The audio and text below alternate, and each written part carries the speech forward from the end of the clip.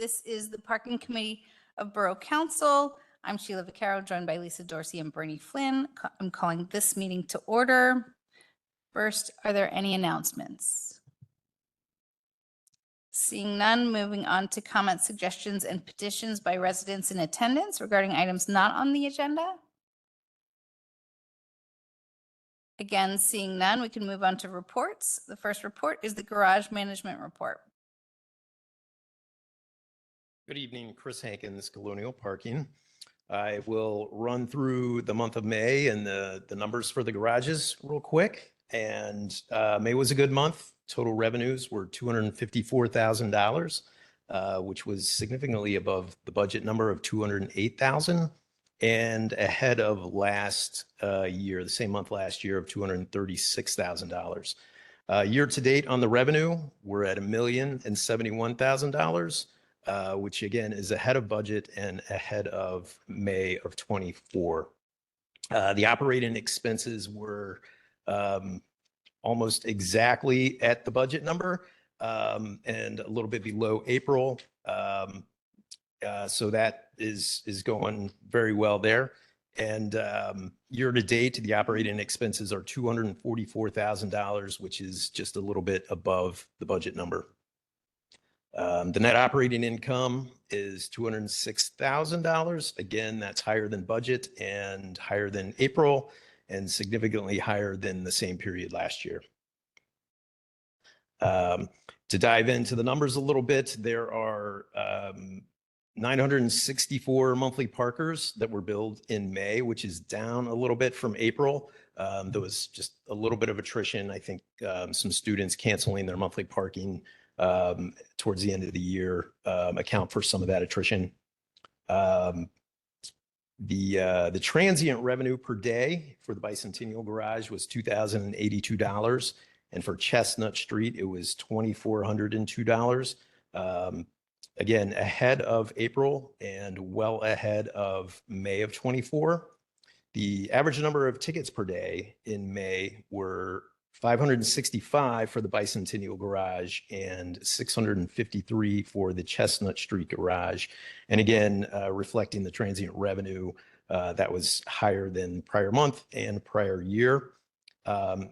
If you take a look at those numbers and do some math, just a quick fact, the average ticket value for both garages was $3.68. And that equates to an average stay of 2 hours and 27 minutes. So a little bit of information about the daily parking. So are there any questions regarding the numbers? No, I appreciate that average though. Keep sharing that. Absolutely. So last time I was here, we were talking about night parkers and implementing the parameters for the hours that they pay for. So we worked through that, and there were some folks entering early, so that's pretty much been cleaned up, and I think we've converted a couple of those folks to 24/7 passes. So that's in effect and seems to be going well without a lot of disruption.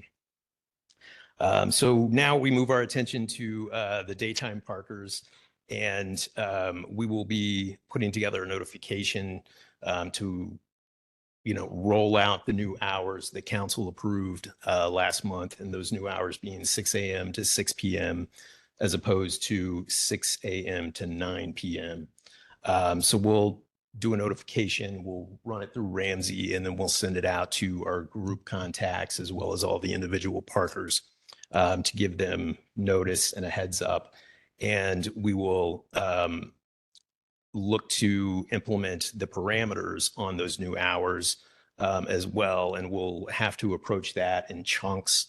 So we'll take large groups and reach out to them specifically because we have a point of contact for them, and let them know it's coming, and turn the parameters on for them, and then continue to move down the list. There's a significant number of daytime parkers. It's more than half of that 964 parkers that I talked about for May. So it'll take a little bit of time to move through those and get everybody's parameters on. and do it in a way that won't impede, people's convenience coming and going from the garage, as well as overburden the staff. So that's where we're headed next, and we'll work through that, and I think we'll be able to work through that as smoothly as we did the night parkers. Is there any questions regarding those items? Yeah, Chris, the daytime parkers, do they normally get a e-bill once a month from us, or just direct withdrawal from their accounts? How do we normally communicate with them monthly? Sure. So on a monthly basis, both those things happen. So there is an automatic withdrawal for the monthly parking amount on the first of the month, but they also receive an emailed invoice. So what we'll do with this is we'll do a separate email notification, to catch their attention and explain what's happening. But it's a reminder that we can also add to their monthly invoice. Yeah, because if you get a whole lot of emails, people just figure, oh, it's the same email. Yeah. But if we put a red stamp on the monthly bill, as a blurb, Yeah. that it may it'll get their attention a lot easier than a third email a month. Yeah, I would think, Yeah. We'll certainly look to do both, a separate notification and address it on their invoice as well. With auto pay, I think it's true. People don't necessarily read, emails from places, but if they're paying auto and it comes out every month, they also don't often look at their invoice if it's the same amount and they know what it is. So we'll do both and do our best to make sure we notify everybody. And we'll also do the same thing that we did with the night parkers, which is we'll post something typed and laminated in the garage to let people know of the change. Anything else? Thank you. Thank you. And moving on to the director's report. Hi there. So I apologize. I see a typo that I missed. We have had a very, very busy month in both departments, so please bear with me. We did make a job offer. We had, I think we did 4 interviews. We had a lot of applicants for the parking enforcement officer position. We did make an offer to a really wonderful candidate, so we're going to work with Ellen on hiring and onboarding him. Hopefully he will start soon.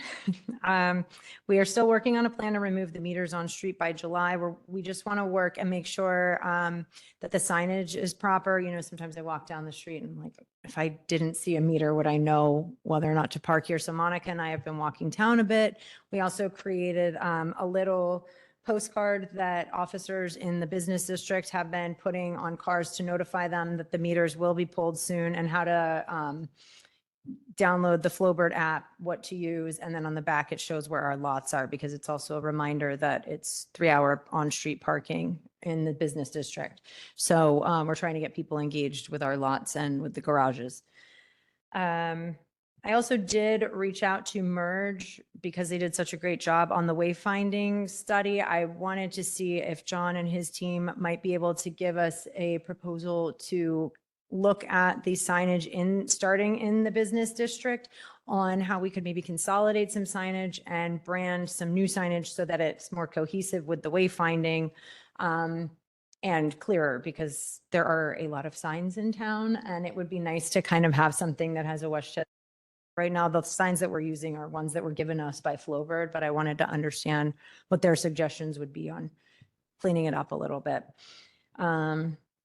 We internally have been talking about the permit petition policy, which is something that we should discuss kind of hand in hand with the proposed survey. Once we get the responses from that, I think the goal before the end of the year would be to get the survey out, to find out the needs and the wants of the residents, maybe have a town hall meeting to discuss, and then also come up with a new permit petition policy, because I don't know if you've noticed, but our permit plan is very insane. And so it would be nice to have some clarity on that.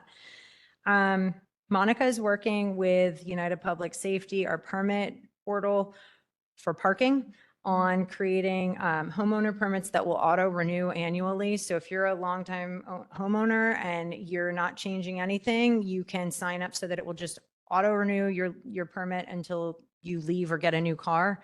And we will be checking internally. We're working with Dana and Barb on looking at the tax transfers. So we'll know either if a new applicant comes in and wants to get a permit for your house, then we know you're probably not living there anymore.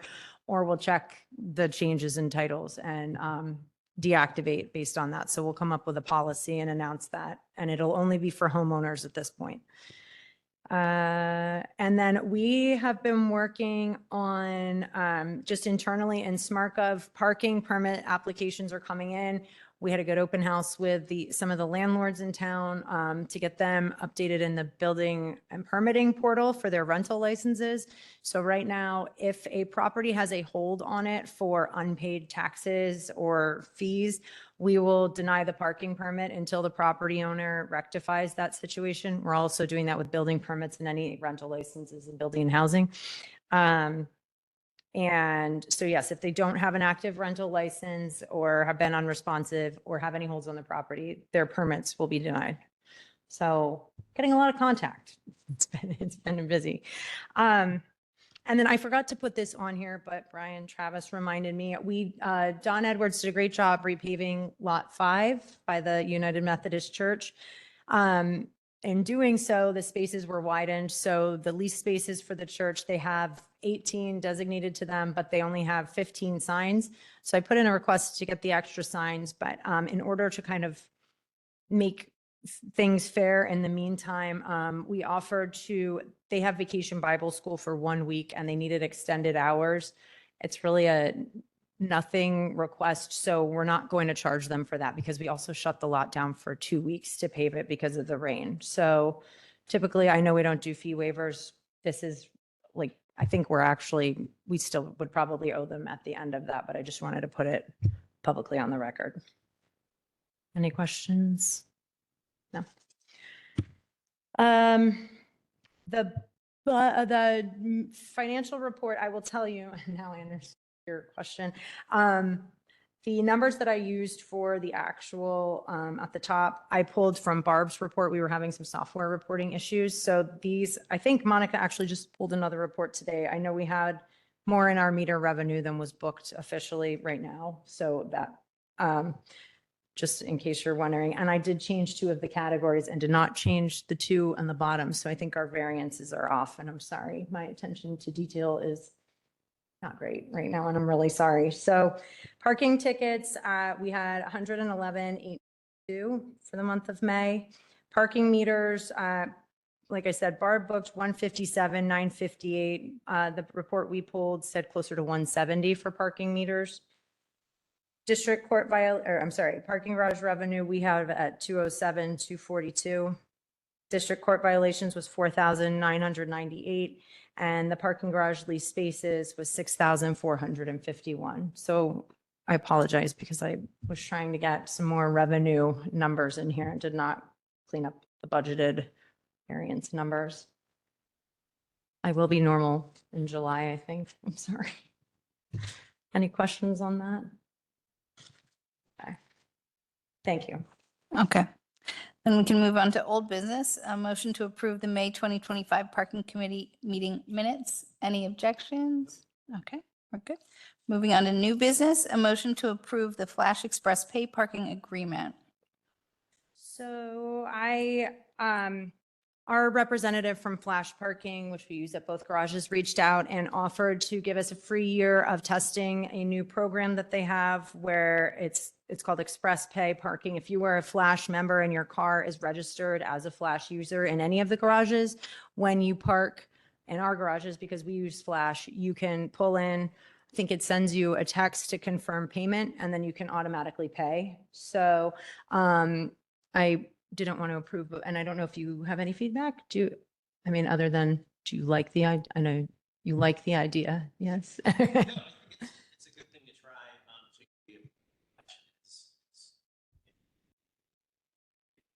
To test drive it. The other benefit is if you're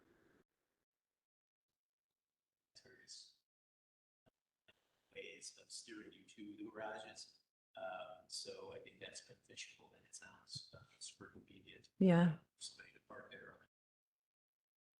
Agree. So it would be 1 year free use. And then I think following that, it would be if we decide not to continue, we would pay for the cameras that they would lend us. And I will say, and I'm not sure if you guys all noticed this, but now that you're in the parking field, like every garage I go into uses flash. So it would be very nice. I know whenever I go to Philadelphia, they use it. So, and I did ask, if it's not if you're not driving, like if your husband or wife or whatever is borrowing your car, you still approve whether you want the payment to go through. So there is an approval process. So if someone steals your car, they can't go park in every garage for free. Any questions? Everyone in agreement? Okay, thank you. Okay, moving on to B, a motion to amend the memorandum of understanding with Hotel Indigo for overage of allotted monthly parkers in the amount of $7 per day per car. So we've provided an MOU. Kristen Camp did review and redlined a couple of things, but this is regarding, we have the 55 spaces allotted to Hotel Indigo. And Chris, I don't know if you want to chime in at all. There are some, and it hasn't happened that often so far, right? So there haven't been many days that this has happened, but there have been days where there have been over 55 cars in the parking garage. And the discussion between Colonial and Hotel Indigo was to amend or add an amendment to consider a $7 per day per car to kind of average out any overages over the 55 that are allotted for the monthly parking. And I think the number 7, typically it's $9 per day, but I think the number 7 was to kind of average. Some are not there for a full day. Some are, so, right? Yes, so it's 7 represents a blended rate rather than a discount. So if they exceed 55 cars, say they're at 60, but one of those cars leaves an hour after they hit 55. So maybe the value of that actual parking ticket over their 55 is like $1.50. So it's $7 represents kind of the blended rate that will instance that they exceed the 55 number a day. I just had you said it's happened occasionally since Hotel Indigo has opened. And what have we charged them for those cars that are over 55? The flat rate, the rate that, if I pulled in there and I wasn't Hotel Indigo, I would pay the full day's rate? So we have not charged them for the overages.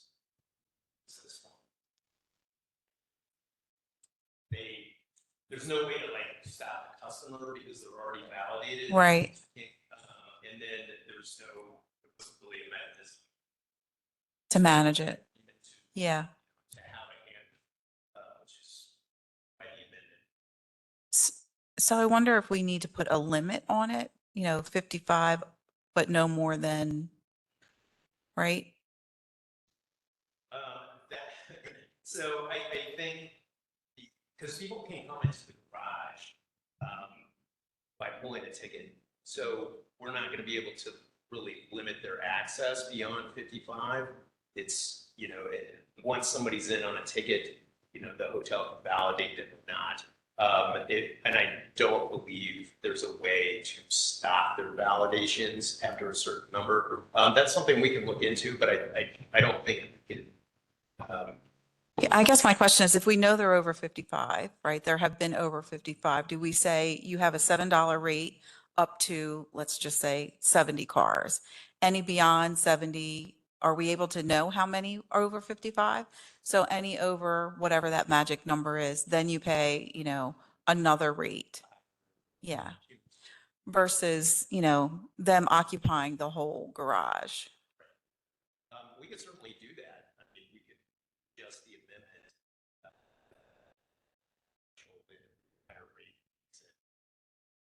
I don't know how the rest of the committee feels. I like that idea because I do want this garage available for non-Hotel Indigo people. So yeah, I think that something to prevent that from happening would be very helpful. So we can go back and look at the, you know, the few days where they have exceeded the 55 and look at those numbers and talk to them and, you know, see what's, you know, your number's 55 and you got to stick with that or you're going to have to pay this overage, but you know, what's reasonable on your end in terms of the number of guests, and then, you know, look at that and see if that works with the garage, or if it doesn't, and set, you know, penalty at that level. And remind me how many spaces we have in that lot? Total? Yeah. That's a really good question. 680? Does that sound right? 680 spaces in that garage? I think it's more than that. Okay. I want to say 7. A lot. Okay. Yeah. Okay. Should know that. What do you think the timeline for approval would be with Hotel Indigo to get that going? My only suggestion would be, in order to not lose anything in the meantime, could we consider approving this month while we work out? I don't know if we'll have something for work session depending on Hotel Indigo's response. So I would like to at least be able to bill for the $7 for overages in the meantime. And then we could, in July, amend the amendment. Yeah. As long as they, you know, Yes. they're agreeable to it and we don't find ourselves not being able to amend it. You know what I mean? Yes. One other thing to consider, compare the $7 to the average ticket amount that was mentioned earlier. $68. So it's significantly higher than the average ticket amount. So Can, it's- can I ask people to use the microphone? Oh, yes. Sorry, here. Sorry. Oh, gosh. Sorry. Hi, I'm Jed Hatfield with Colonial Parking also. I just mentioned that, you know, the $7 rate is double what the average ticket amount is. So it's already a higher rate. So even if I know we want to satisfy parking customers, but from a purely financial perspective, you know, when you look at the rate that they would be paying at the blended $7 rate, it's still probably double what the average ticket amount is. Aren't So there is, guests though normally there all day or for at least a 24 or 48 hour period? hard to say. Not checking into a hotel for 2.5 hours. Sure. Okay. Right. That's probably My true. point. But they could be in and out. So, you know, really, technically the same customer could be in and out twice. Right. Not Hotel Indigo anyhow. So, but at any rate, it is a higher value ticket just in terms of, to put it in context. Question is, are they actually validating the tickets when people are eating in the restaurant? They indicated no when we talked to them about it. Well, how many 2-hour tickets do we have on Friday and Saturday nights? At this point, where we've gone and looked at the overage days, we didn't see, oh, I'm sorry.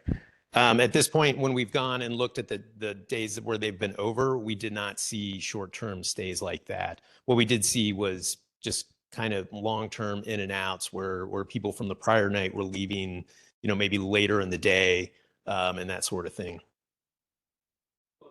Normally at hotels, you check in at 4, you Mhm. check out at 11. Yep. So you're saying they're checking in at 4 and then going somewhere at 7, Mhm. driving out and then coming back? Yeah, that could be as well. And each one of those would be a validated, you know, ticket that would show up in the system. And we could see, you know, at what point did they exceeded their number or what number they're at in the garage at a given time. So your one validation isn't good for your entire stay. It's for coming and going like a valet. Well, not currently. They have to issue a validation each time a guest leaves.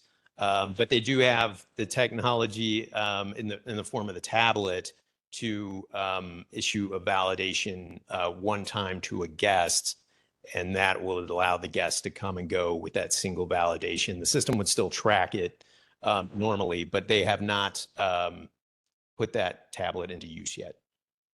Yeah, because last week in Annapolis, there was a flat fee of $39.95 for a day. Hmm. The Marriott charges, you know, down there, but we can come and go as much as we want. And just a flat fee that we paid. It wasn't it wasn't $7. Right. So, and they would run to get the car as many times as you wanted to leave. So, There's $10 now, right? I believe that that is what they charge, yes. Somebody. Sorry. Sure. Okay, sorry. Okay. I want this to go through as quickly as possible because I don't like that we're not charging for overages at this point. But I definitely want this to come back ASAP because I think Yeah. capping this at some reasonable number makes sense. So I think if we can reach out to the hotel and try to get something done by next week, well, it would have to be like very quickly. I don't know if we will be able to do that. So I will keep you posted, but I'll have something on the agenda for next week. And then we might have to modify or go back to the hotel again. And I do think there is some work to do because the validation system sort of got given prematurely. So we just want to make sure we're working with them. are we okay with that? Thank you. All right, moving on to C, discuss parking satisfaction survey. So there was an Excel spreadsheet, which I'm sorry, because if you printed it on anything smaller than 11 by 17, you are probably blind now, and I apologize. But Monica and I put together some questions that we thought would be relevant for a parking survey for residents. I think we do want to understand the two different types of parking. So this would encompass both downtown parking, transient parking, visitor parking, but also we want to know about the permit program. So the only thing I really need right now on this is if everybody would please review it and send any other additional questions that you think would be something you'd like to add. And Colonial did send us some suggestions as well. And I do think we'll have some more internal questions, but I'd like to try to get this out in July. So this is just a preview. Feel free, anyone, Lisa, I know you like to give input. So we're open to feedback from everyone on what other questions should be asked. So that's really the gist of that one. Okay, thank you. D is the motion to approve updated resolution for Brandywine Valley Wayfinding Project. So we have now approved, I think we've approved iterations of this like 4 times now, but apparently the resolution that we approved last time was not the correct resolution. So this is a formality that we just need to pass this, and this is for the Brandywine Valley Wayfinding Project. So this was at request by, not PennDOT. It was PennDOT. Okay. So it was from PennDOT, but I guess whatever resolution I had before was not right. All right, so we're good with moving on that. E is a motion to approve the resolution regarding handicap spaces. We're discussing 1 and 2. We are not discussing 3. Right. So 3, I reached out for some more clarity on. But 1 and 2 are new additions to the ordinance, but they were actually existing handicap spaces to begin with. So these are I'm sorry. 708 was parking in front of 710. So I think 710 was removed because the person that was using that requested, I think they were gone and wanted it down. We did not realize that the person from 708 was then parking in front of 710. So we're putting one in front of 710. And then 108 somehow was not in the ordinance, but is not a new addition. So it's just clarity on the resolution itself. All right, Great. that's okay. Thank you. Is there any other business? Sure. Oh, yeah. Hit the microphone. You can stay here. So it's a question, I've had a couple people ask me questions about the handicap parking criteria. And it looks like they need to have the valid handicap placard from the state along with the handicap card. But then they also had a question about the driver's license registered to that address and the auto registration. Now, suppose Mom, we took the car away.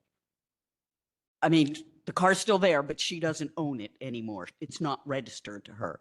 So, I mean, this is a hypothetical. We lose our parking?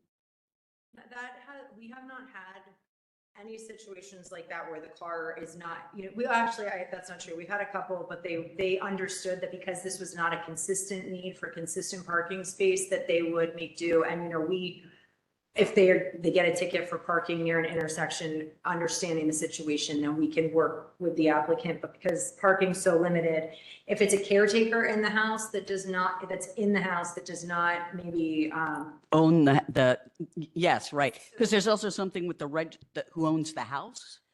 so if they're not an owner of the house, then it's like a renter permit. So we would Okay. ask for their lease just to prove that they're like a valid register. So we have a few that are leased properties. They provided their lease.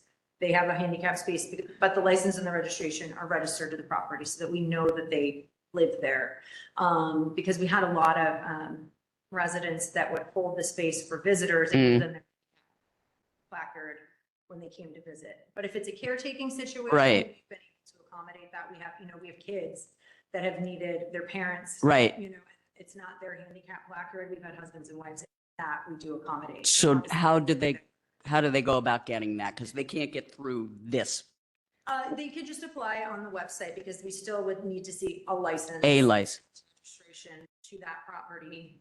Okay, but what if the car isn't registered or the license isn't registered to that property, like a caretaker? Then that person doesn't live there, and then I don't think that would be part of our. So even if they go every day and they take mom out and in, they have to give up that space because she no longer has that car or has the license?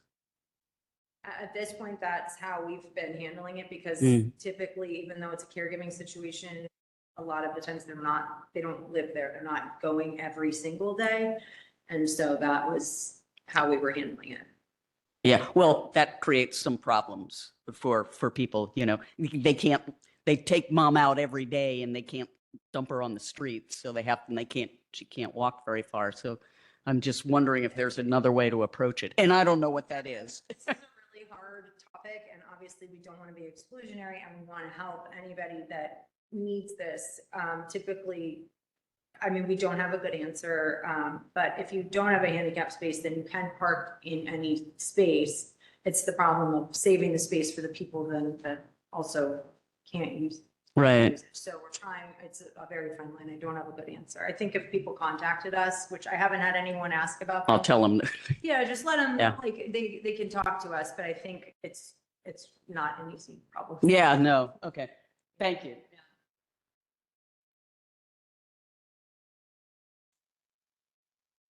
Is there any other business? Yes, please. I'm sorry, sir. Yeah, go ahead. Brian Travis, 304 South Walnut Street.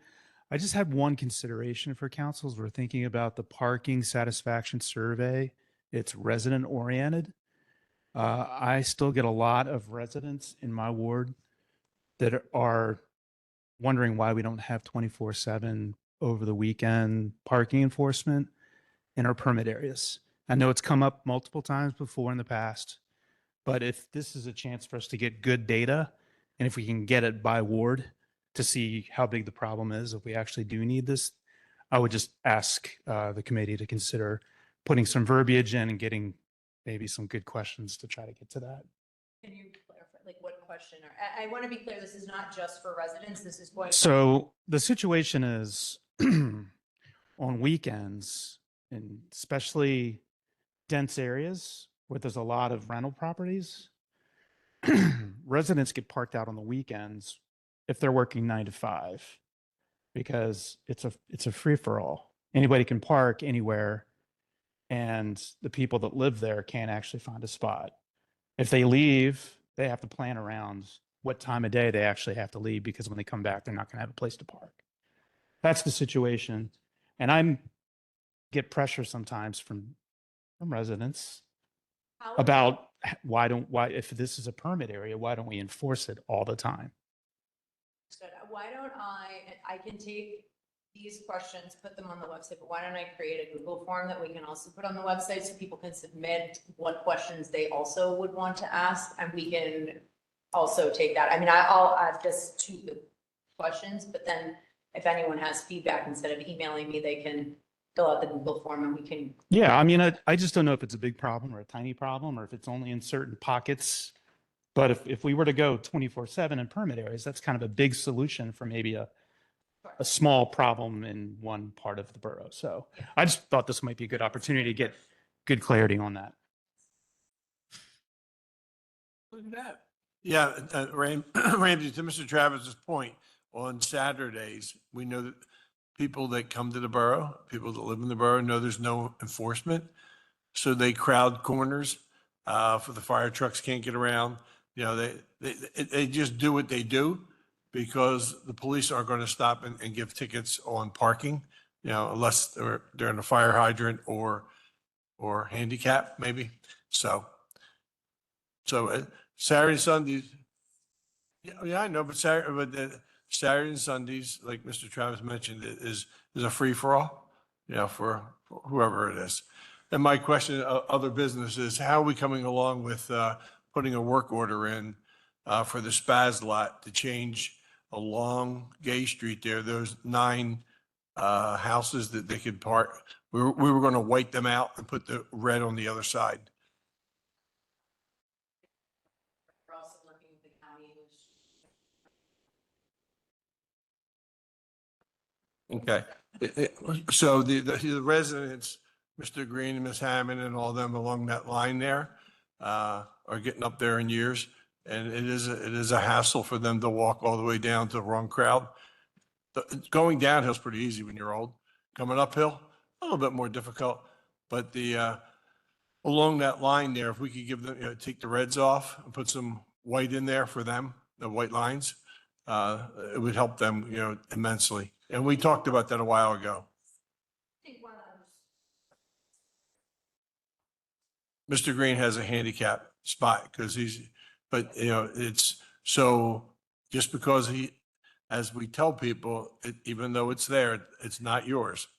So if somebody else goes to church, St. Agnes, and parks there, Mr. Green's all the way down by wrong crowd. And that's happened. So thank you. Is there any other business? Seeing none, we are adjourned.